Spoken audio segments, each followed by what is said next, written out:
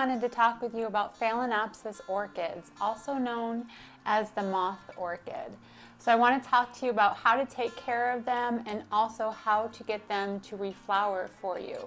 So if you're having a hard time getting your Phalaenopsis to bloom, stay tuned and we're going to talk all about it.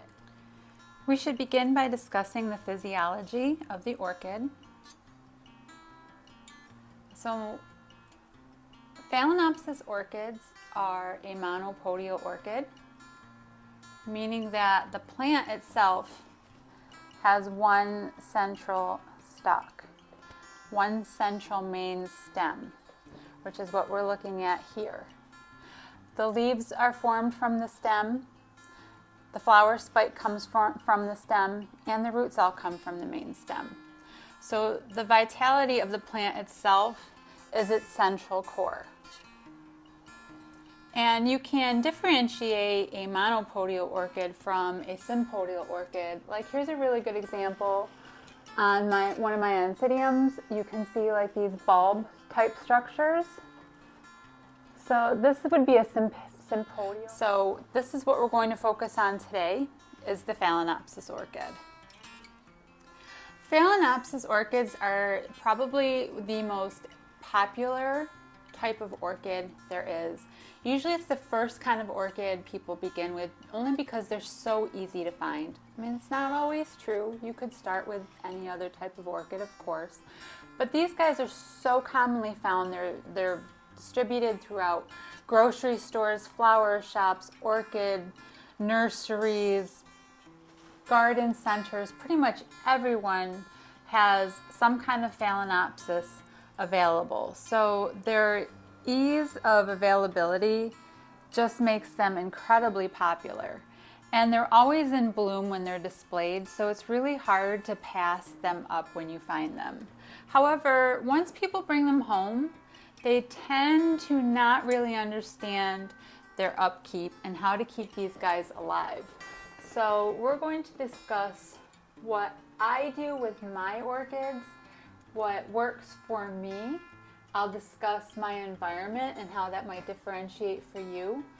And please remember, when I do my videos, that's all I do. I discuss what works for me, what I've done in the past, what I have success with. You can certainly do things differently and do what works best for you. And of course, always experiment with different things. I'll discuss what I like and what I don't like, and I'll give my explanations as to why I don't like something.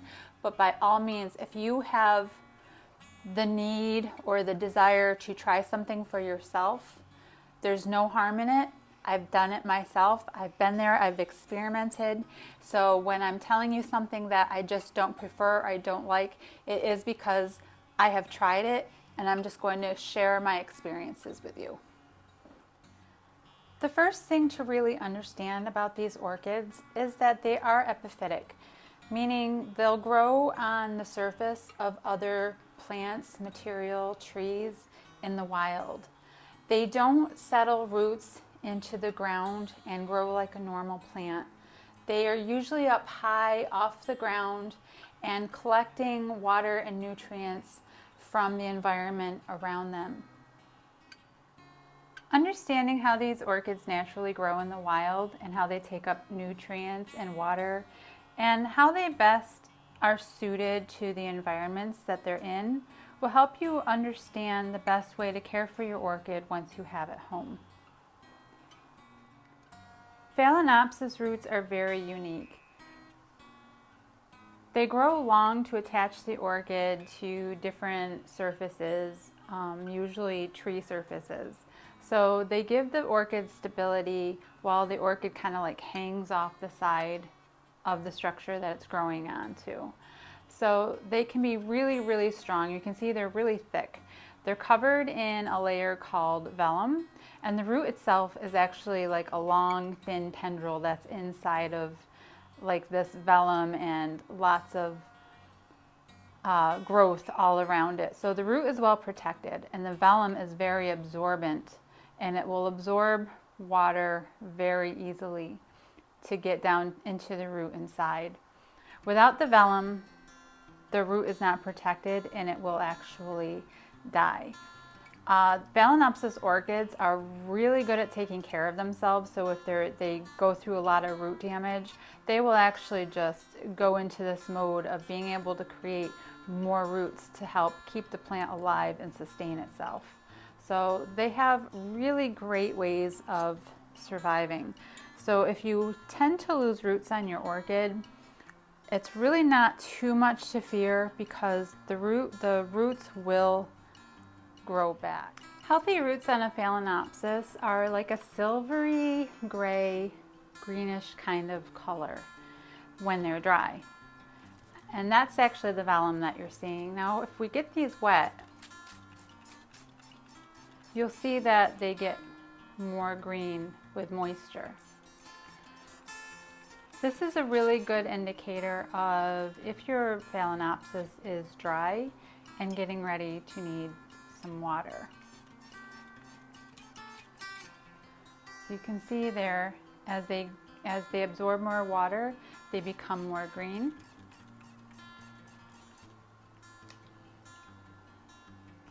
Now the upper roots that are in the air are obviously going to dry out faster than any roots down here in the substrate. So I actually look at these roots. That's why I use a clear pot, and I can look at the roots down below to let me know if my orchid is actually thirsty or if it still has enough moisture down in the roots and I need to hold off watering. Dead or dying roots will be shriveled up and very dry. So there are a couple of dried roots sticking out of this phale here that I'm going to have to snip off and remove. I remove them so they don't just decay inside of the pot. Flowers are absolutely beautiful and we absolutely enjoy watching our orchids bloom. This is actually the reason we tend to buy them, is because we're so in love with the beauty they offer. So many colors and patterns come in the Phalaenopsis. And when you begin to collect them, you enjoy every single one that you can get. They're absolutely amazing. Now the flowers are usually not a very good indicator though of the health of your orchid.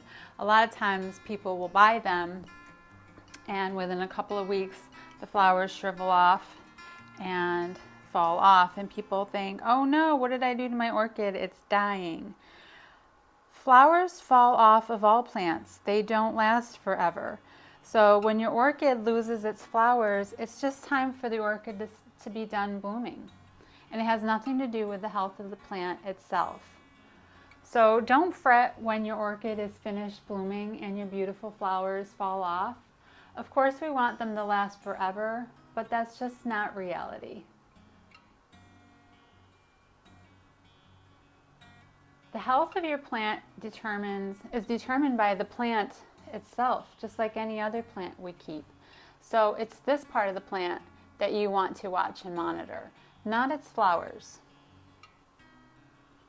A healthy Phalaenopsis orchid will have firm, well-developed green leaves. Too much light on a Phalaenopsis, too much sun, can cause lighter colored leaves, it can cause yellowing, and it can cause sunburn, which will easily happen if you give your Phalaenopsis too much direct sunlight. Especially if you're not watering it enough. Too much water loss in the leaves on top of a hot sun is usually more than a Phalaenopsis can take, and they will easily and very quickly burn. It doesn't take long at all for a Phalaenopsis to develop sunburn. So avoid putting them in direct hot sunlight at all times.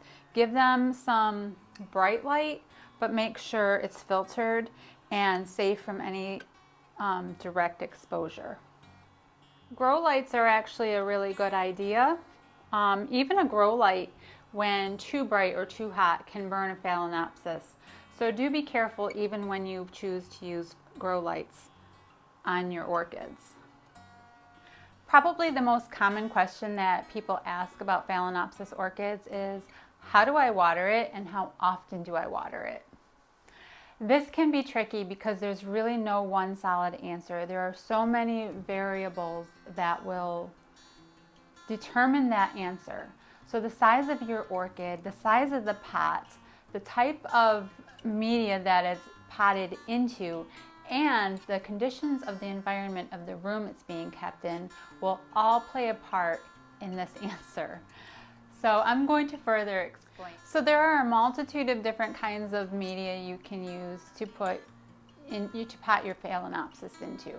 There's bark, there's wood chips, there's sphagnum moss, there's perlite, there's clay pebbles, there's a multitude of things that people use.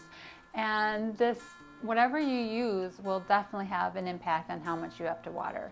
Some of those items are very water retentive and others are there to create space and air and do not hold any water at all.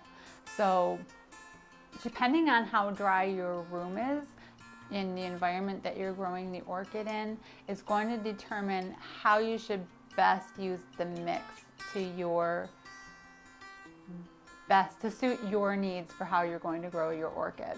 So Phalaenopsis, they do require moist roots, but they should also be allowed to semi-dry between each watering. You don't want them bone dry to the point where all of your roots are going to start to shrivel, but you also don't want them kept constantly wet either. So what you're looking for is a balance somewhere in the middle of those two extremes. And that's not always going to be easy. Sometimes it does take a little trial and error. Now this is where things get a little bit more personalized when you're potting up your orchid. If your room is extremely dry, you're going to want a little bit more water retention than a room that's very humid and is kept at like 60 to 80% humidity. They're not going to need as much water retention in their pots. So there's where your balance on what you need to decide is going to be best is going to come from. My house is a bit dry. We have long, cold winters. We use a lot of wood heat in our house, so my house gets very dry for half the year when the heat is on. So a bit of water retention in my potting soil, potting media is going to be good for my orchids. So my blend consists of fir bark, sphagnum moss, perlite, and usually some charcoal chips. And that's what usually works really well for me. So just differentiate your ratios by what you're going to need for your environment. The more water retention you're going to need, the more sphagnum moss you can use, and probably water a little bit less often if it's going to hold a lot of moisture for you. So while our orchids require some airflow around their roots, they do need to have some moisture retention as well. So this is just where the delicate balance and the trial and error is going to come. Make sure you're just blending really well to get a good balance there and whatever's going to suit your watering needs as well as the environment of your room. And I can do a video eventually on how I make my orchid blend so that you can see what I do. It's very easy. And then if you say, well, my orchids dry out really too fast, so I need a little bit more sphagnum moss, you can just make that adjustment in your own blend, and vice versa. If you need more aeration because your orchids are staying too wet, then you can just add more things that kind of break up through the sphagnum moss, causing air pockets. The fir bark, the perlite, the clay chips, those all make air pockets around the orchid's roots so that they can breathe and get that airflow that they require so that they're not rotting and they're not in there just turning into black mush. Okay, so let's say you have your orchid, it's all potted up, everything's nice and balanced. How exactly do you water it? Some people like to put their entire pot right into a large bowl of water and let the orchid absorb water for a few minutes. That's what I do. And then you let it completely drain out. This is how I water it. I set it in a bowl, and once it's done soaking for like 3 minutes, I just put it on a towel, let it continue to drain before I put the orchids away again. You can water with a watering spout or a watering can and pour water into the pot itself, and then just let it all drain through. Just make sure you're getting all the media nice and wet, especially when you have a large pot like this. It's going to take more water than a small pot. Also, when you're watering an orchid this big, this pot is going to retain a lot more water for a longer period of time than a small pot is. So when you have a small orchid compared to a large orchid, usually that small orchid is going to dry out much faster than this large pot is. So sometimes you'll find that your smaller orchids need water more often than your larger orchids, just because their pots are drying out much more quickly because there's less media there hanging on to water. Now, because we're looking at a monopodial orchid with this central stem, there is like that central part of the orchid itself where everything is like holding on to the orchid itself. That's where all the vitality of the orchid is coming from that I mentioned in the beginning of the video. The roots, the leaves, the flowers are all coming out of the central heart of the plant. It's very important to take care of that part of the plant. So when you're watering, it's important to make sure all of these areas in the heart of the plant are remaining dry. So if you get all of this wet and water starts to collect between all of these leaves, all these little folds, all of these little cracks and crevices where water can get, if you let all of that sit there and build up and build up and build up, that can really cause some problems. And you can develop rot through the central part of your orchid, which is very detrimental to the plant itself. So stem rot is a #1 killer of Phalaenopsis orchids, because people just don't realize, they don't know that keeping all of this wet for too long is going to rot out your stem and kill your plant. So make sure all of that gets dry. I make sure my sunroom has airflow. I keep a fan running so that this part of the plant actually stays dry after watering. That's another reason I let them drain on a towel, and then I go in with a paper towel and I dry up all of these little cracks and crevices and just absorb any extra water, and I turn on a fan and I just keep the airflow on my plants going nice and fresh. Now, a lot of people might suggest watering your orchid with ice cubes. It is not something I recommend for different reasons. It is a marketing thing that a company kind of came up with to help stop things like stem rot and overwatering. But if you understand how to water your orchid anyway, you won't get stem rot if you watch what you're doing and you follow some good procedures. Watering with ice, one, it's just too cold for the plant. These are tropical plants. They don't like icy conditions. Two, it's not usually enough water, especially for a plant, an orchid in a pot this large. If I just threw some ice cubes in here, it's not going to soak up all this media, and I'll end up having to water more often than it's probably getting. Three, how am I feeding my orchid if I'm giving it ice? I fertilize my orchids every other feeding, and if I was just dumping ice cubes in here, how am I fertilizing it? I'm probably not. So ice just is out the door for me. It's not something I recommend. Again, if you want to try different techniques and see what works best for you, by all means, do what works best for you. It is just not something I'm going to recommend anyone doing. The other thing I don't recommend, and I did try, was water culture. This is where you take the orchid out of the pot, remove all the media, and you put it in a vase of water, and you let just the ends of all of the roots stay in a fresh vase of water. I tried it. My orchids did okay in it for about a year. They lost all of their roots, grew back new roots, which everyone says is normal. They have to reestablish, and the roots have to get used to being in water, and da-da-da-da. They did all that. But after they did all that, the new roots still didn't really become used to being in water. They still fought it. They still got too mushy. They still never liked it. They didn't flower very well. They just went downhill. And it didn't happen right away. Like right away, actually, I thought the orchids were doing better in the water culture. They had this point that they did have this time where they seemed to do great in it and loved it. And I went, oh, and it's so pretty to keep them in invasive water.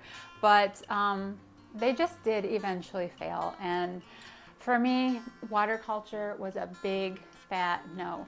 And it wasn't just one orchid I tried it in. I tried several. I think I had about 12 different orchids going in water culture, including a few dendrobiums, and I think I even had an oncidium in there, and the rest of them were Phalaenopsis. It just was a no-go for me, so it's another thing I do not recommend you doing. But of course, experiment as you will. I found out my own way why I don't like it and why it doesn't work for me. And of course, you can do the same. If you love it, continue doing it.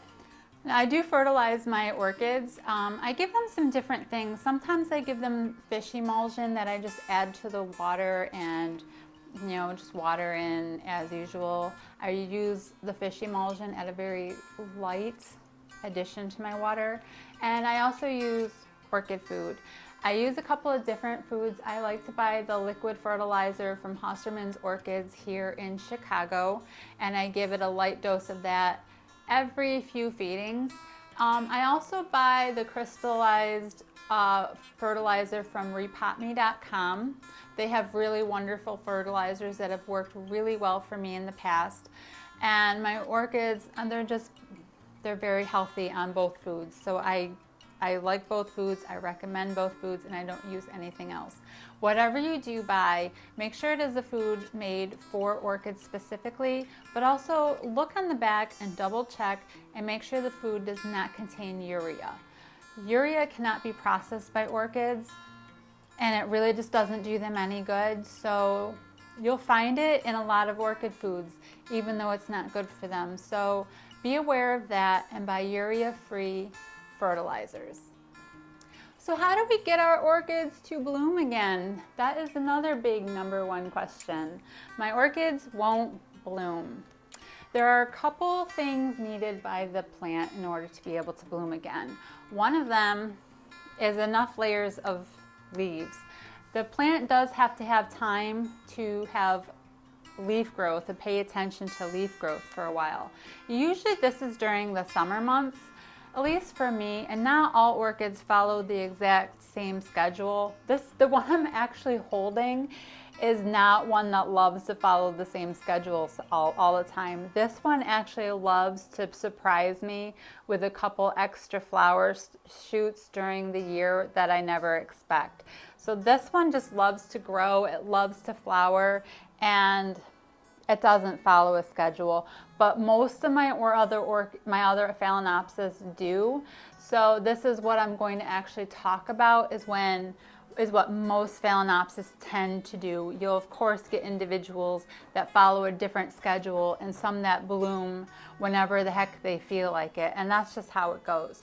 But in general, a Phalaenopsis will require a few sets of leaves, usually at least 2 tiers of leaves, if not 3, to really send out a flower spike. They also require a drop in temperature to send out a flower spike. So usually this happens naturally in the fall when our temperatures are already decreasing for the season. And the cold nights will just spark your Phalaenopsis to start spiking, especially if it's healthy, it's been growing leaves. It's going to be all set for its flowering season to come along, and that drop in temperature is exactly what they need to set spikes. So what I end up doing is I bring all of my phales out into the sunroom if they're not already out here, usually come October when the night temperatures are really starting to drop, and I let it stay cool out here in the evening, like around the 50s. And that's usually enough to get all of my Phalaenopsis to kind of spark and start setting their spikes. Any phales that didn't do well during the summer for their time to grow leaves and roots and really focus on the plant, if they really didn't do well during the summer, I might not get a spike out of it. And that's okay. I usually expect that if they seem to have an off year of just having some good growth. So that can be expected. Overall, the health of the plant should be more of an important factor to you than getting flowers. Never choose flowers over the health of the plant.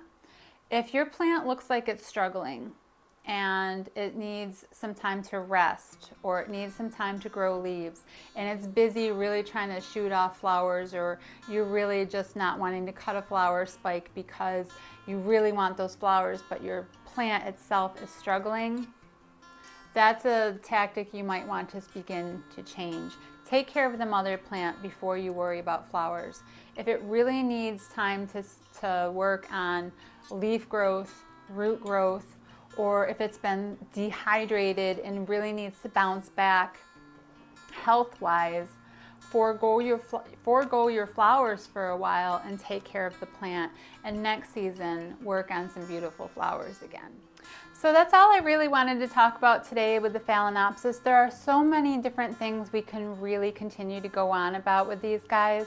I love my orchids. They're so fun to take care of, and they're so rewarding when they flower for you and they're doing well. They did take me some time. I was not good at Phalaenopsis orchids when I started with them. I had my share of killing orchids while I was learning how to keep them, and sometimes I still lose an orchid here and there. We're not perfect, we're learning all the time, and that's totally acceptable. I will talk in the future about how to repot your Phalaenopsis, how to make your potting mix, how to do your blends. We will go more into that on a separate video and do a repot with me so I can walk you through how to actually do that, look through the health of your roots, all of that. There's so many other things that we can talk about with orchids. I can't fit it all into one video. So I just wanted to really do the basics here, talk about the physiology of the plant itself, how to do your basic care, but there will be more videos coming up. I'll do some walkthroughs on how I water, how I repot, how I take care of flower stems, anything like that. And if there's anything that you specifically want to see or want to know about orchids, shoot me a message down in the comments below. Let me know so I can include it in a video for you in the future. I love doing orchids. I can talk about them all day. And so with all of that said, I hope you guys have a wonderful day. If you enjoy gardening videos, home videos, anything that makes life at home better for you and more interesting and enjoyable, please subscribe to my channel for more future videos and hit like, please. It really does help me out. Thank you and have a wonderful day. Blessings. Bye.